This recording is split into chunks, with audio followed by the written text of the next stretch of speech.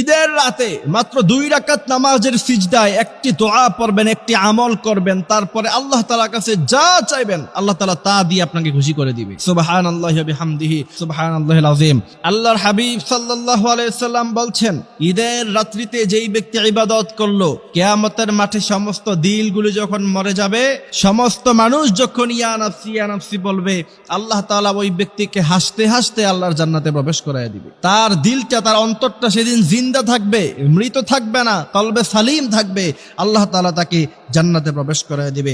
এই জন্য ঈদের রাত্রটা আনন্দে আত্মহারা হয়ে ছেলেমেয়েরা মেহেদি লাগানোতে ব্যস্ত থাকে, নাচ গান করে, সারা রাত্র গার্লফ্রেন্ড বয়ফ্রেন্ড চেটিং করে, SMS করে, মনের সুখে তারা আনন্দে কথা বলে। অথচ ওই রাত্রিতে আপনি যদি নামাজের সিজদায় একটি আমল করতে পারেন আর দোয়া করতে পারেন, আল্লাহ তাআলা বলছেন ঈদের রাত্রিতে দোয়া কবুলের সময় হয়, আর আল্লাহ তাআলা আপনার দোয়া কবুল করে নিবে। আপনার জীবনের যত চাহিদা আছে, আপনি বললেন জীবনে আমি সফলতা পেলাম না, গাড়ি বাড়ি ইন্ডাস্ট্রি কিচ্ছু করতে পারলাম না, সব কিছু আল্লাহ সুবহানাহু ওয়া তাআলা আপনাকে দিয়ে দিবে যদি আপনি ঈদের রাত্রিতে নামাজের সিজদায় একটি আমল করতে পারেন। আমলটি হচ্ছে, সর্বপ্রথম আপনি নফল নামাজের নিয়ত করবেন।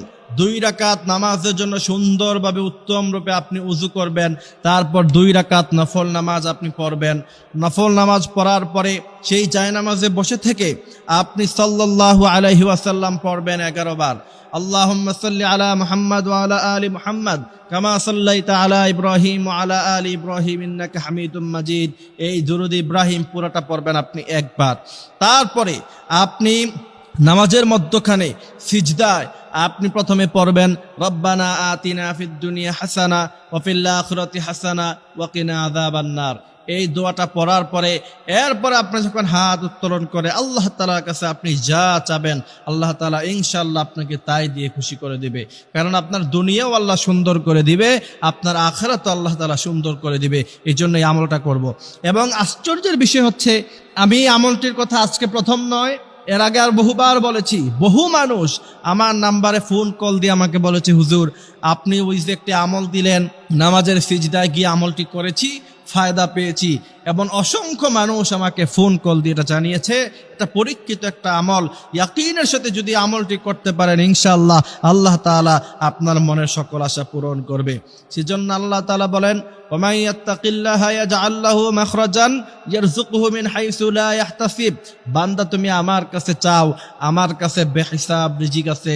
ইন্না রাব্বাকা ইয়াবসুতুর রিজকা লিমান ইয়াশা ওয়া ইয়াকদির। তোমার কত রিজিকের প্রয়োজন, সব রিজিক আমি আল্লাহ তাআলা তোমাকে দিয়ে ভরপুর করে দিব, তুমি আমার কাছে চাও। এই জন্য আমরা মাজারে বাজারে খাজা বাবার কাছে না চেয়ে একমাত্র আমরা আল্লাহ তাআলার কাছে যেন চাইতে পারি, সেই তৌফিক আল্লাহ সুবহানাহু ওয়া তাআলা আমাদেরকে দান করুক। আমিন।